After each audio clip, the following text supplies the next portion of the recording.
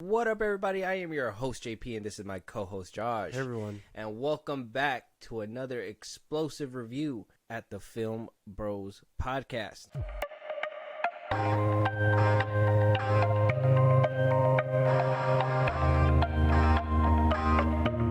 Yes, you guys heard me right. We are doing a review. I know you guys read the title. I do not care. You guys are getting a review today. Spoiler-filled review, probably. There's going to be pretty much spoilers. This movie has been out for a while, so if you guys haven't watched it, you guys should probably go watch it. And if you guys are just waiting for some spoilery stuff so you guys can go ahead and make your own decisions like this, well, we got you. Right, Josh? Yeah. We got you. We watch movies, good, bad, whatever, so you don't have to. Exactly. And we talk about it, and we have the conversation here.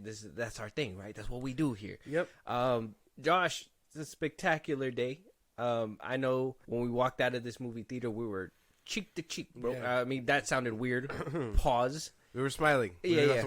We were smiling cheek to cheek. Smiling, yeah. I we usually have this little conversation in the beginning, but I don't think that this is gonna be one of those reviews. I think we're basically on the same page about certain things about the movie. Yeah. I think we're basically on the same page about everything. I think this is a straightforward movie. I don't think that it takes a lot of brain work for it as well. Yeah. So, I mean, I think a lot of people can enjoy it. Josh, you want to let them know what we're reviewing today? We are reviewing The Beekeeper 2024. You're a blessing, Mr. Clay. This place was crabgrass and weeds, and you brought it back to life. Mrs. Parker and I were friends. She was like family. She was the only person who ever took care of me. I just got a message saying that there's a problem with my computer. Yes, ma'am, we got this.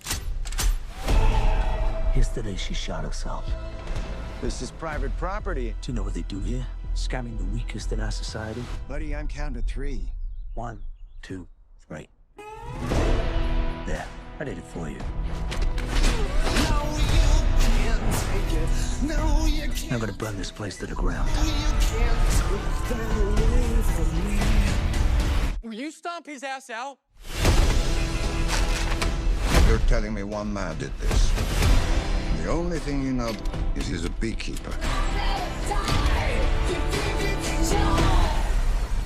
A beekeeper, a beekeeper? Well, that's not. The Beekeeper, starring Jason Statham, directed by the one and only David Ayer, director of The Suicide Squad, Bright, Fury, End of Watch, Training Day, Yep. Harsh Times. Mm-hmm. He's done it all. The Tax Collector, that even though I don't really agree with that movie, but that he's made it. Yeah. He made the movie. Yeah.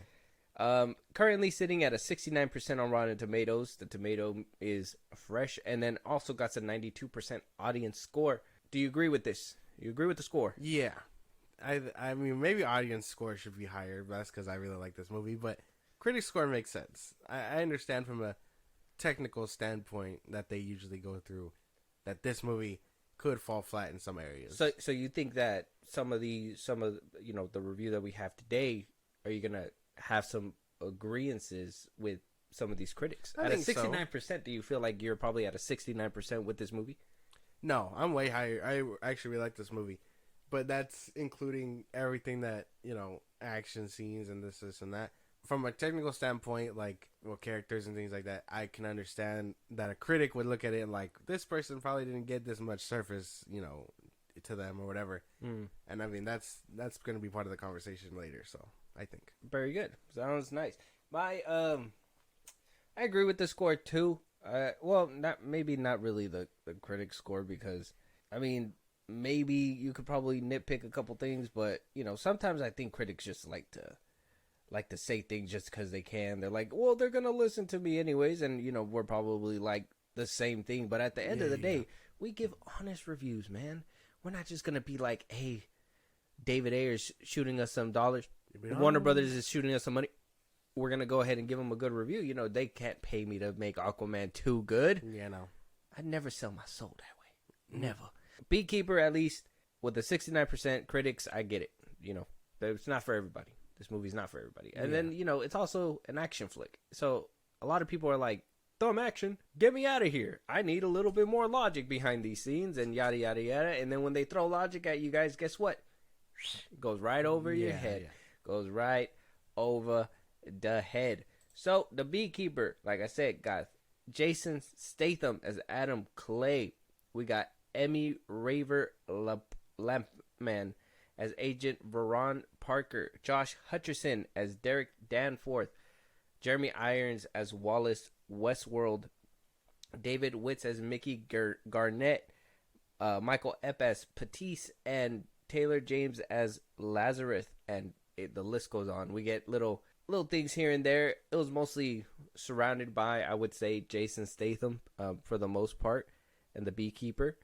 Rated R. This movie was rated R. And it was a good, I think it was pretty good. This movie is currently in theaters right now. It's on top. I think a lot of people were like, oh, nothing exciting at the box office is happening.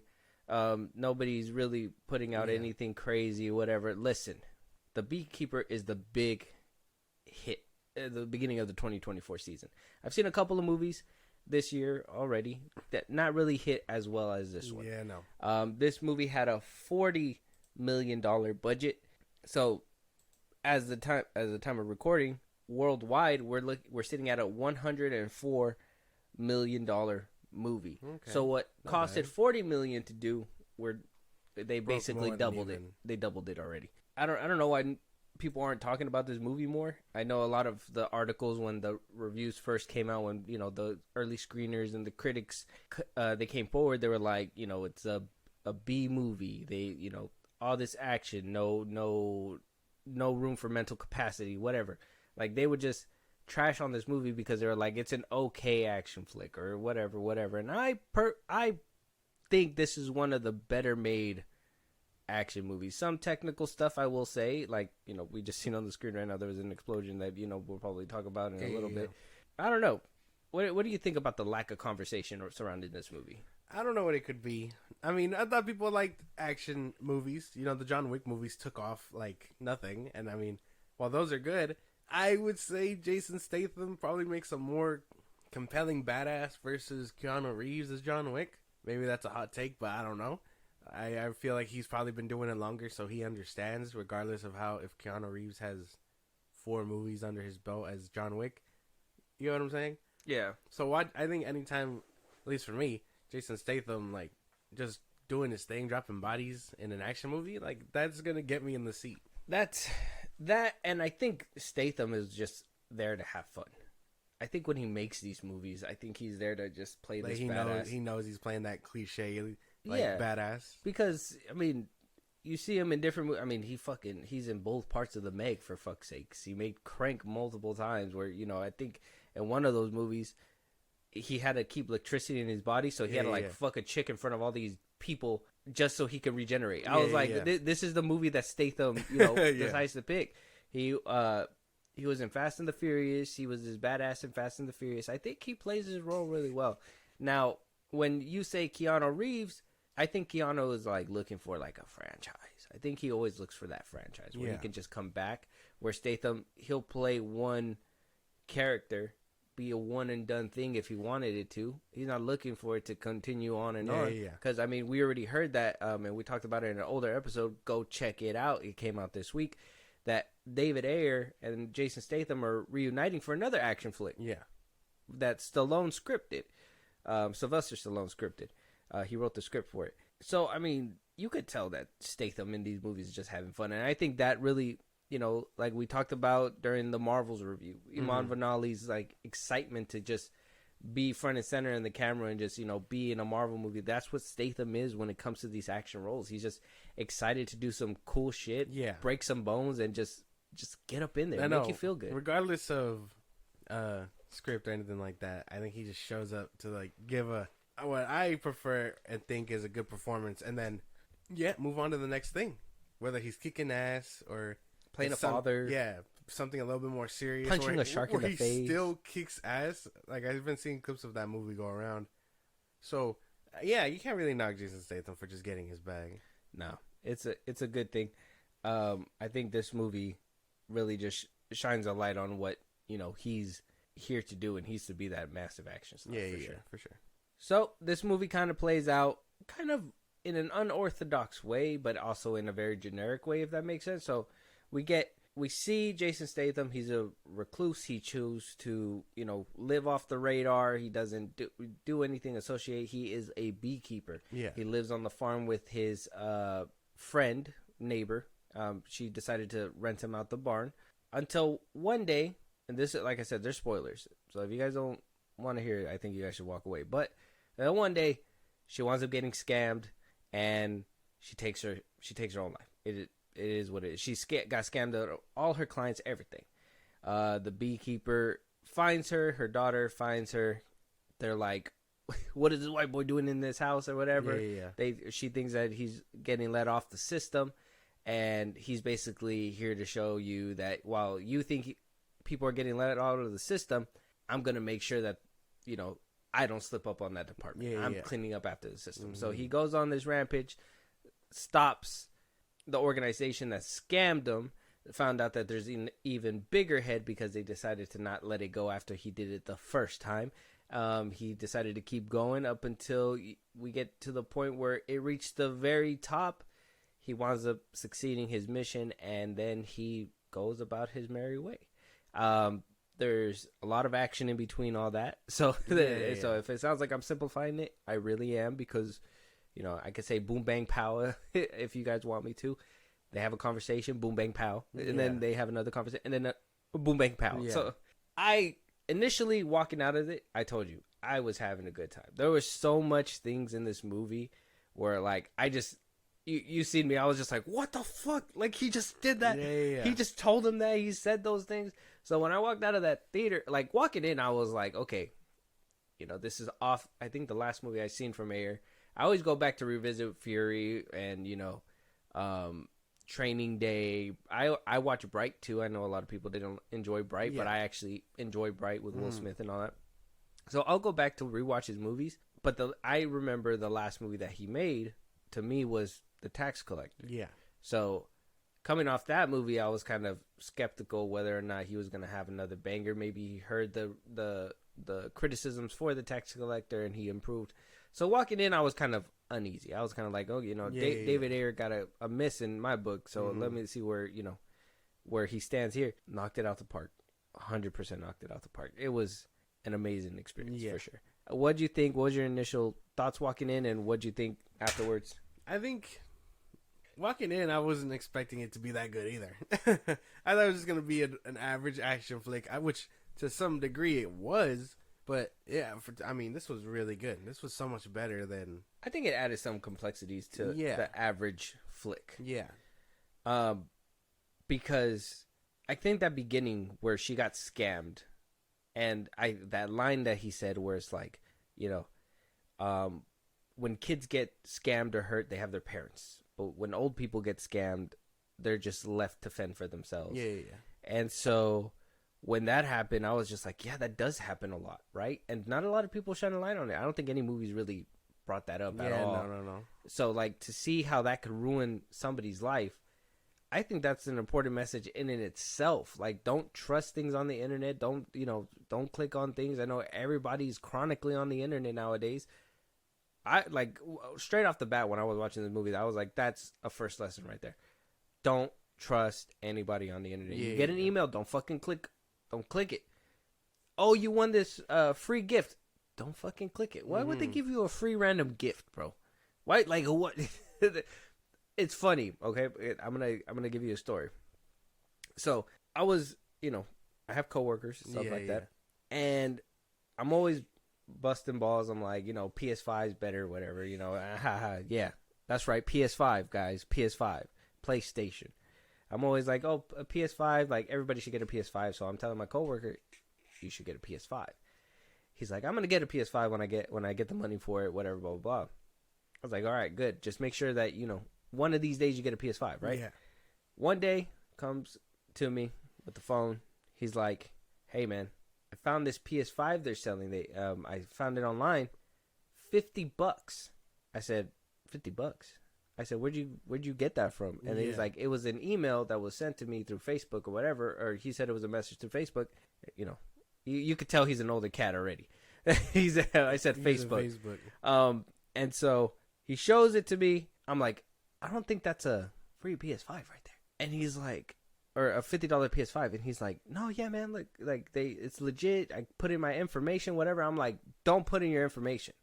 I was like, the first thing I was like, don't put in your information. You don't give anything your information, and especially if you think that it's too good to be true, probably is.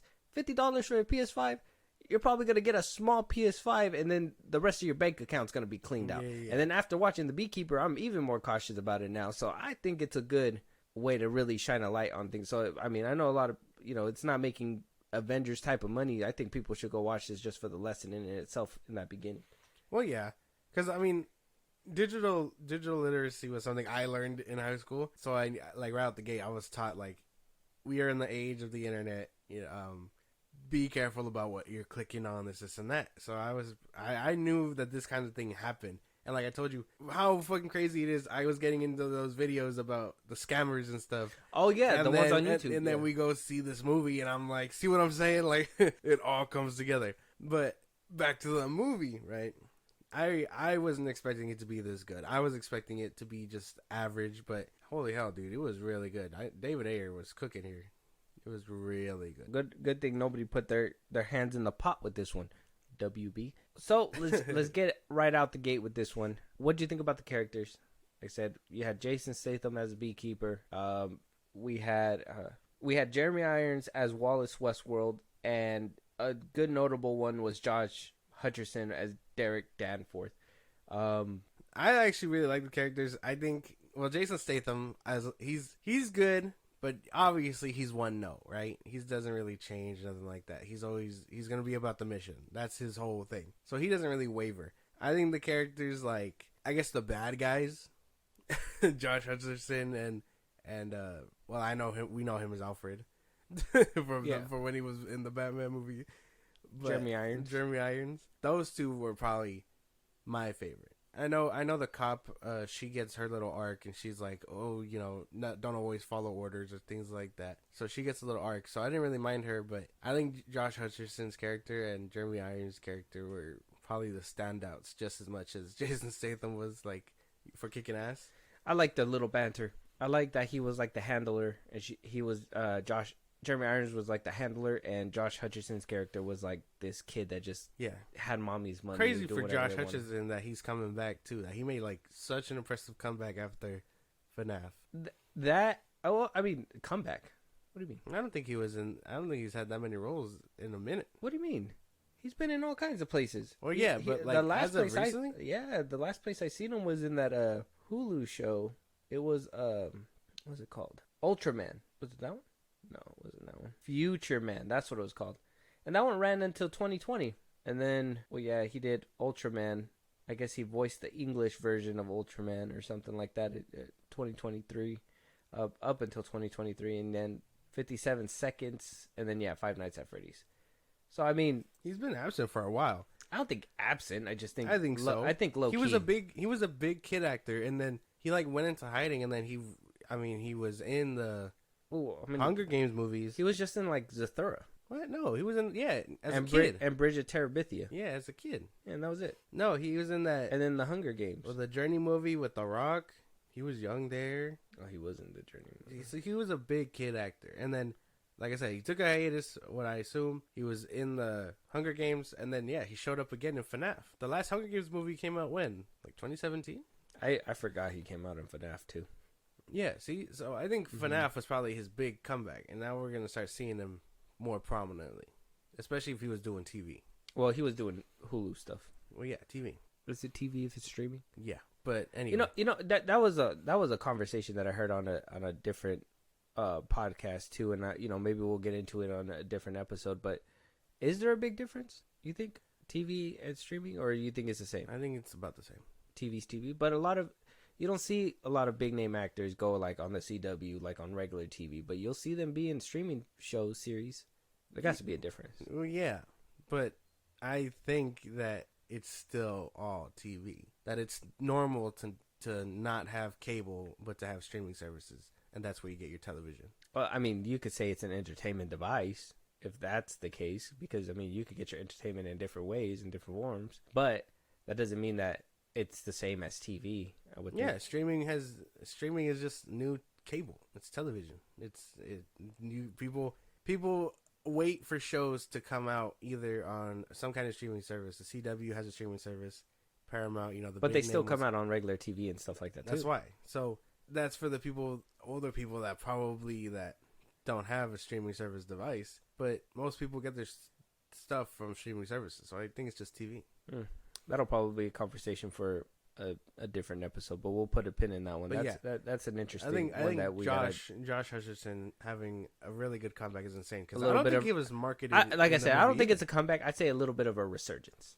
I think it may be like a jolt, if you will. I don't think that he was completely off. I think he was just laying low, and I think he was just trying to work on his chops and then come back to movies, like big screens. No, I think he killed it. He's killing it. I think he played a very good villain. Very good villain. Yeah, for sure. He was really good. Those four, the cop, Statham, Jeremy Irons, Josh Hutcherson, that they were the more prominent ones.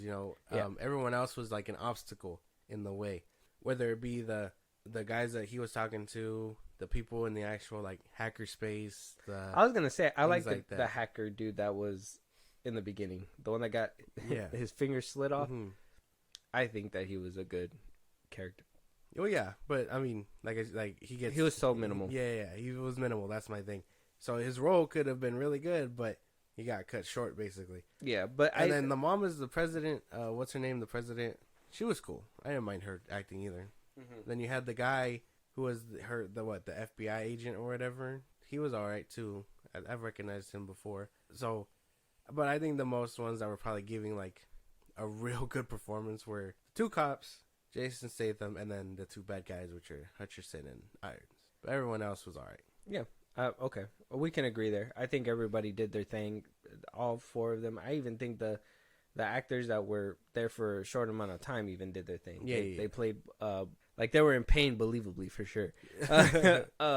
Even the small role that the lady had in the beginning before when she got scammed and all that, I think that she did a very great job too, for sure. But there like you said, maybe that's something that is probably a gripe, was that there wasn't too much to these characters. Even the four that were the main, right? I think Statham, his goal was only to stop the Josh Hutcherson. He didn't have any growth. I know. Yeah, no growth at all. And even by the end of it, he didn't even. Well, you could say like, oh yeah, well he didn't do what everybody thought he was gonna do, which was take out not only the son but the mother too. And he didn't take out the mother, so he just took out the son. And it was just like, I feel like that was supposed to be like a growth moment for him, like where, like we were just supposed to assume like he just became the bigger person and just made it about his target, and not be like, oh, we got to take out the hive, like his training would said to have done. So I think that they try to give him that little growth there, but it just didn't hit that well, because you didn't really have a second to sit down and be like, did he contemplate this? Is this something that he was, thinking about? Did Jeremy Irons get to him in the hallway? Like they didn't really make him think about it. So I don't know what it. Well, no, but I mean, to be fair, he had the mission accomplished. The mom was already talking about stepping down way before he entered the room. So I think his mission was still successful, regardless of like all that. You know what I mean? What do you mean she said that she was stepping down? Well, she was, I mean, they were already kind of spoiling the ending, but she goes that, oh, you funded my campaign with dirty money. I'm going to come clean, if I have to be stepped down from being president, I will. So she was already gearing up to make that call. But how would he know that? He didn't know that. No, that's why. But, I mean, like you said, his mission was successful regardless. Yeah, no, well, I mean, according to his mission, he would have had to completely kaput him. So, if he didn't kaput him, that means that there was some growth. I think the queen is like metaphorical too, because I mean, he was the head of the whole operation. He didn't know that his mom didn't even know. She wasn't in on it. But she, according to the book, she still produced a bad egg. That's what I'm saying, is that they didn't. I guess that's where you can have that confusion, is that they didn't make it clear, because you could say that he did have that growth moment, or you could say he didn't have that growth moment. Well, I don't think he had any growth. That's what I'm saying. Like I think that ending was put there to like make you feel like if he either had a little bit of growth, but I don't think that was the only ones case. The only one that had growth was the cop. because then by the end of it, she started like, Which, I she mean, started second guessing it way at the end. But there should have been more moments of her being like, maybe we shouldn't be chasing him, and he's doing the right thing or whatever. yeah, she was just like on his ass the whole time. I think Yeah. the one that was kind of second guessing it, obviously on the sideline, was her partner. Yeah. Where Like, why don't we just back up and let him do his thing? Yeah. And she's like, because it's the law. Exactly. And then it took Jason Statham and the end to be like, maybe you shouldn't be listening to the law. Like, not everyone is correct or whatever. Yeah.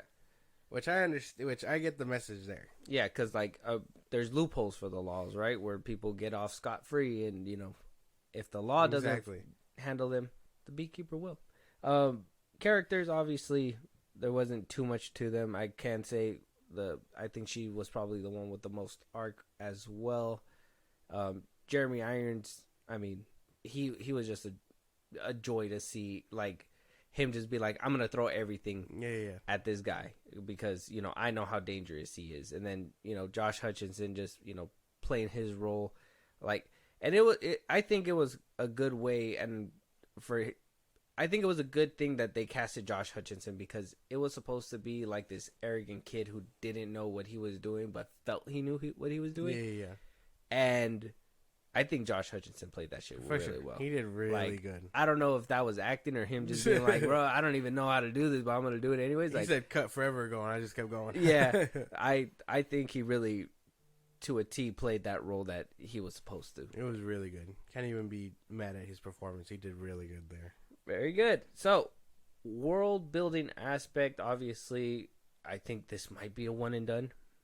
But then again, David Ayer and Jason Statham are reuniting, so it kind of makes me wonder if something might be coming in the form of a sequel that is probably going to be named something different, or are we just one and done here?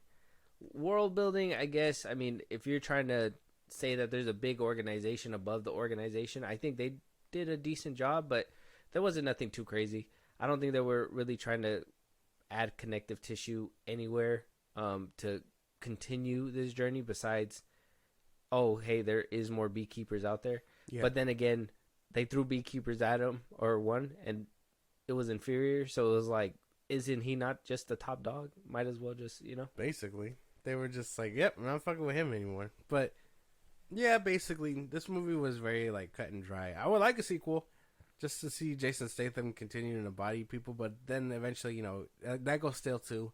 John Wick. But yeah, that's what I was hinting at too. So, I can imagine that this was probably a one and done. And I don't think David Ayer does sequels either, so. Yeah, no, he doesn't, huh?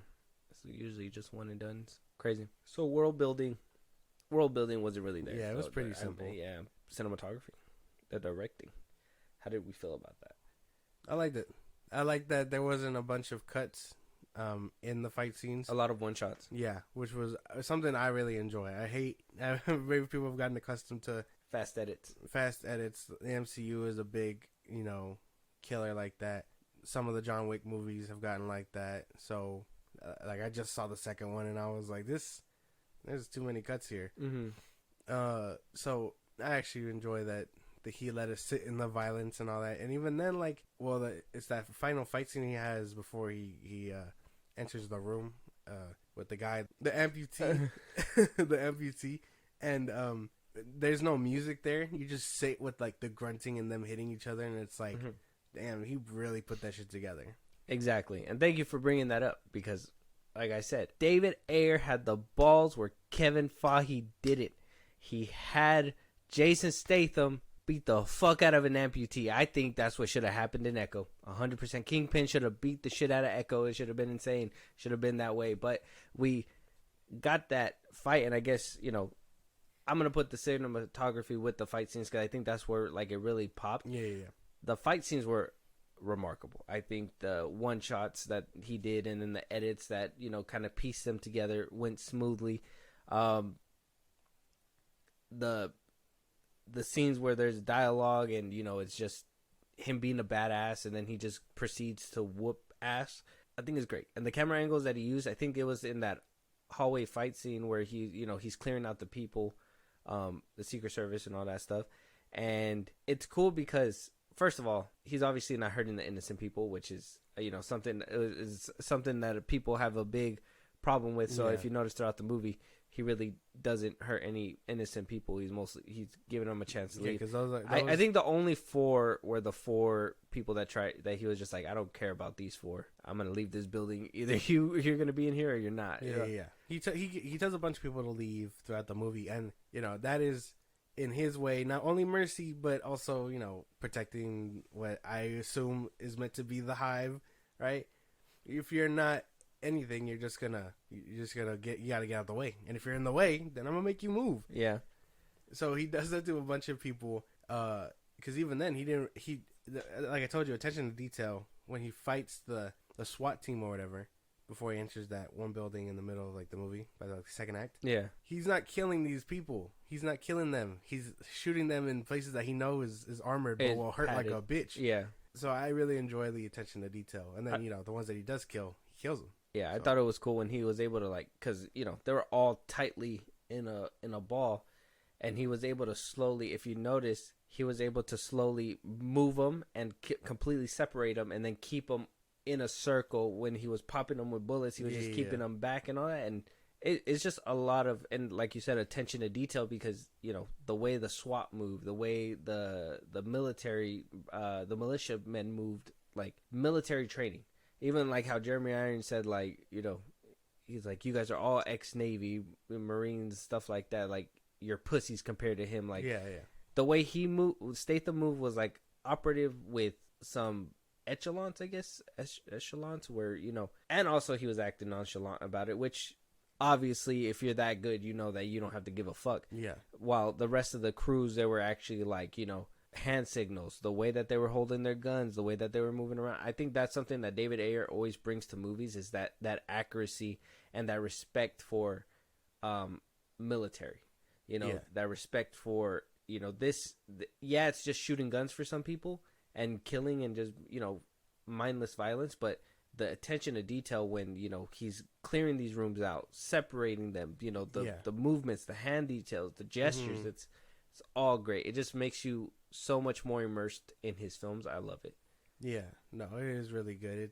That was one of my things, because there's a difference between, it kind of goes up as the movie moves through, if you really think about it. First, he faces no one with skill, which were just security guards, and then he faces hired guns, and then the militia, the SWAT team, and then the Secret Service, the CIA, things like that. So he went through a bunch of things, and you can tell that each one was like very detailed with how they worked. Because even in the beginning, they were reckless. They shot at his bees like it was gonna do something for no reason, and then he cleared them out like a bunch of chumps. Even the beekeeper that was coming for him, that I thought was insane, because she didn't care for civilians like Jason Statham cares for civilians. She was like, I'm gonna just kill this motherfucker, and I'm sure it's because she's fucking insane that she got the job. But even then, he was just like, what the fuck is this? This is insane.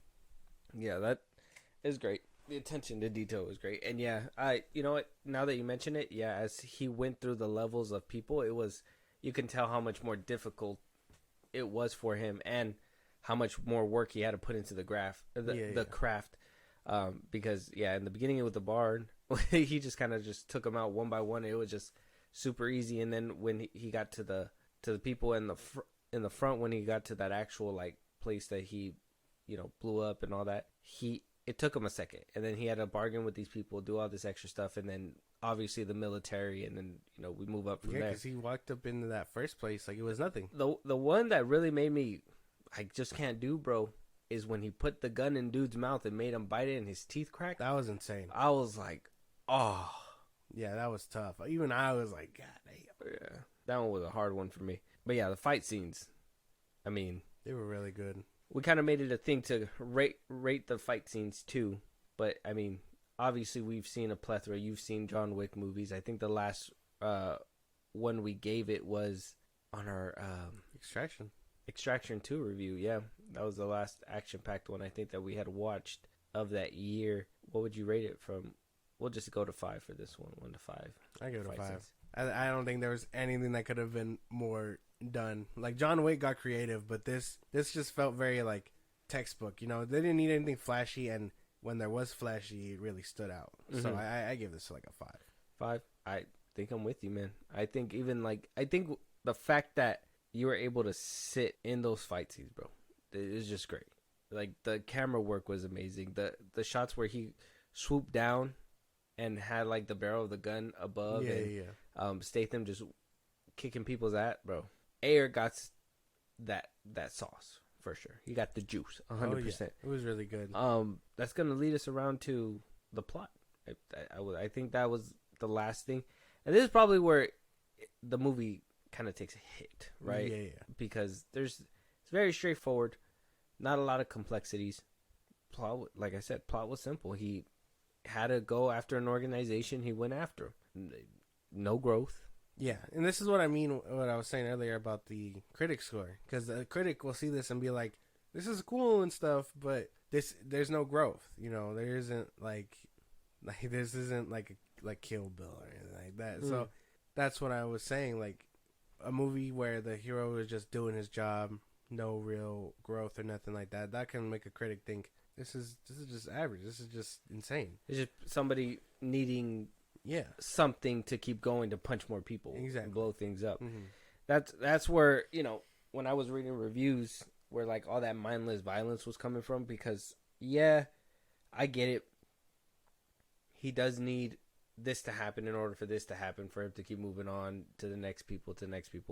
I mean, I think it was kind of like that in the beginning, and then after, you know, he found out that there was a bigger organization, it just kind of took off from there, and, you know, we were just following them the rest of the way. There wasn't really other things to point him in that direction. It was just obstacles in the way at that point, which some might argue, you know, John Wick was like that. So why did John Wick get a better score? Blah, blah, blah, blah. I don't know, man. Maybe because it was about a dog too. That's kind of weird. I mean, you can't really be like, oh, bees are cute, can you? It's the lifeblood of the earth, man. Kind of. I mean, the beginning. I mean, I thought this was very interesting. Because there is no real growth or nothing like that. The plot was simple, but it felt like it had a lot, and the message was there. Don't fuck with old people. Don't fuck with old people. You know, don't stand on your business. Stand on business. Don't always do what you're told, regardless if you think it has good intentions. There's always a different view to things. This was just a really good movie, and I understand the what critics are saying basically. Okay. Because Jason Statham, as good as he is, there's no growth. I mean, even John Wick. There's no growth, and we got to be honest. Statham, like you said, he was just kind of one tone the whole way through. Yeah.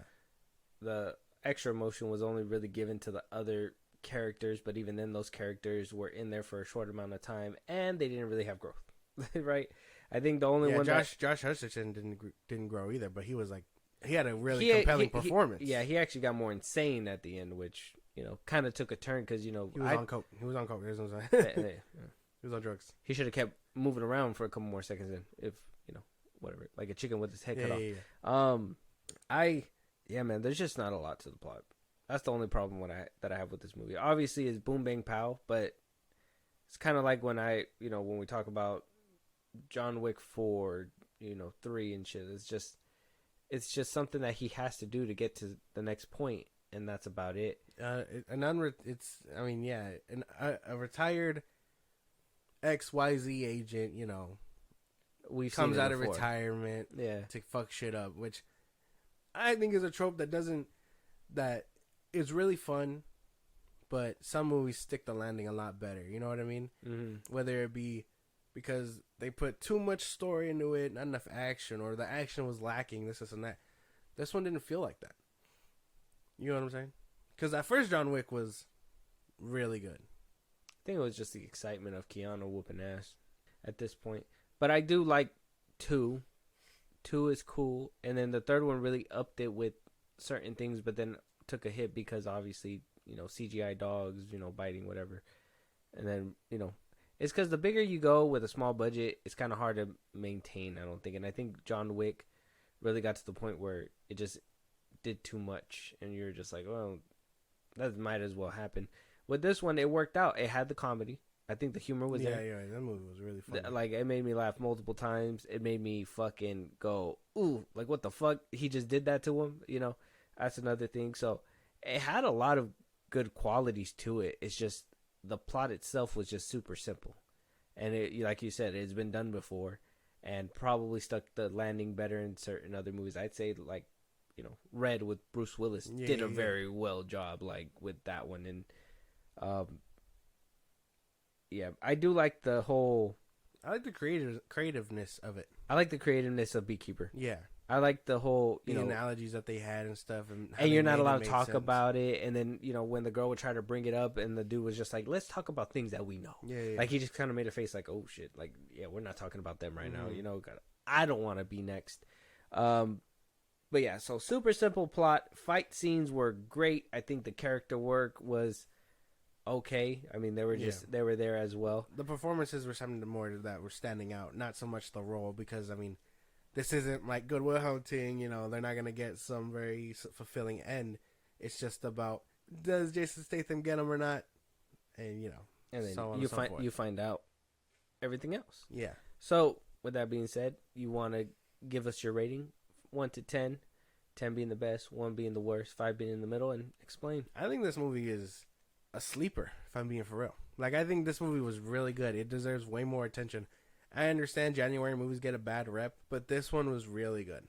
I recommend this bitch wholeheartedly. And I told you, my January has not hit the mark with these movies.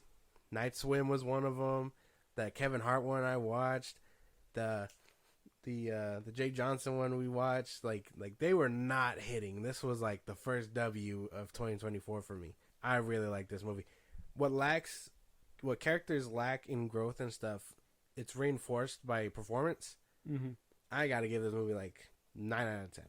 Because even then, I think it has rewatchability value too. Mm-hmm. Okay, 9 out of 10. 9 out of 10. Same thing. Major W with this movie. First big banger of 2024. Absolutely being slept on, for sure. I think a lot more people should be watching this movie, and I think a lot more people should be talking about this movie. It's just January's stale right now. There's not a lot of good movies that are coming out. I've heard other reviews of Night Swim like you were telling me, and it's just, so I'm kind of worried about that one. I'm still going to watch it. Still haven't watched it. January hasn't really been stacked with movies or like banger movies or anything like that. You could tell like a lot of them's being saved for February. Yeah. We got Madam Web coming up pretty soon and all in that. March, there's a good handful of movies too. I said Madam Web. Let us know if you guys are gonna watch Madam Web. But this one for sure, it was one of the better action movies that we've seen in the past couple years. Because obviously we saw Extraction 2, and that one was really good. That one had a little bit more character growth and all that. Yeah. John Wick 4 is another one that notably came out recently as well. And, a good one is, what's that one? Where they kind of did this trope where he comes out of retirement. What's that one? Mr. Nobody. Nobody, right? Yeah. Like, that one was done well. Like I said, there's just other movies that kind of done it a little bit better. But I still thought this one was fun. And I thought it was fun for the beginning of the year, like a beginning of the year flick where, you just want to go in there and watch somebody kick fucking ass and, it actually feel like somebody's getting hurt. And then, I don't really think you need I think the reviews are right. You don't need to really think about this movie, but I think you'll have a fun time. I think people will have a really fun time. I give it an 8 out of 10. I can't give it a 9 because it's not perfect. Obviously, we did say there was some plot things that we wish it could have went a little bit further. The whole comedy aspect was nice, but I wish that, there was more than, a one punchline and then whooping ass from Statham. Yeah. And I understand that's his trope and everything, and it's cool. I like it. It's fun. It's fun for the movie, but I wish there was a little bit more. Or if, like I said, at that ending, when he was talking to Jeremy Irons, if he would have showed at least a little bit of depth where it was like he thought about it for a second and we could have had a definitive answer. Because you could totally walk away from that movie and think either way. Did Jeremy Irons get to him? Did he have that little bit of growth? Or was this solely his mission the whole time and there's no growth at all? Like, you could really think about like that ending and really just split it both ways. Yeah. And the fact that there's no definitive answer really hurts the movie for me. For sure. I'm like, well, at that point, I think there's none. Other people think there's none. But at the same time, I can kind of see where you try to give it to him. Yeah. It just didn't work out. So, yeah. This movie was fun. I think it's a great beginning to a great 2024 season with movies. Could potentially make my midway top 10, but I don't know if it'll make the full year. Probably a few movies might be coming out. I know this one is doing really well in the box office right now. It should be doing better. Go check out this movie. But I think Doom Part 2 is probably going to blow it out the water 100% when that one comes out. That one's going to be an epic film for people, and I think people are really excited about that in 2024. Basically, can't even be mad. I'm really glad this one's getting its time to shine real quick because it'll probably be a footnote, which sucks because it's a really good movie. Yeah, I think it'll get a lot of love on streaming. Probably, yeah. I think when it comes out on streaming, I think this one came out from what, Universal? This is Universal movie. I don't remember what I seen in the opening logos. Yeah, I'm not sure, but we'll find out when it comes out. Came from Miramax. Miramax, so that'll be Paramount. Okay. So it'll probably come out on Paramount one of these days. Yeah. You know what? Mission Impossible hasn't come out on Paramount. I think that one's on Prime. Oh, is it? Yeah, I think I've seen an ad for it on Prime. Crazy. But yeah, that's going to be the end of our review. The Beekeeper, like I said, is out right now. If you haven't showed it love, go show it love. It's really great. Great little flick. I think really, really does something different with the whole action boom bang pow genre for sure. Attention to detail is crazy in this movie. With that being said, though, if there's any other movies that you guys want us to review, any topics that you guys want us to talk about on this podcast, if you guys want to catch a live one of these days or support us in a big way, Josh, go ahead. Twitter, TikTok, Instagram at FilmBros Podcast. We post new episodes are up. You can hit us up there for any news or movies you want us to cover. Buzzsprout, links in the bios of the socials I just gave you. You can support us there. It's like a Patreon. You subscribe, we give you shout outs. You get a special person on the side. You can help us grow. Fair game in my book. We'd appreciate it. Be a part of the conversation. Twitch at FilmBros Podcast. Keep your notifications on. We will be starting again Saturday and throughout the week. You don't want to miss it. Listen to us anywhere you get your podcast at FilmBros Podcast. Spotify, YouTube Music, Apple Podcasts, things like that. One bunch of sites. Check us out. And then you can subscribe to our YouTube at FilmBros Podcast. Yeah, and with that being said, we'll talk to you guys on the next one. Talk to you guys later.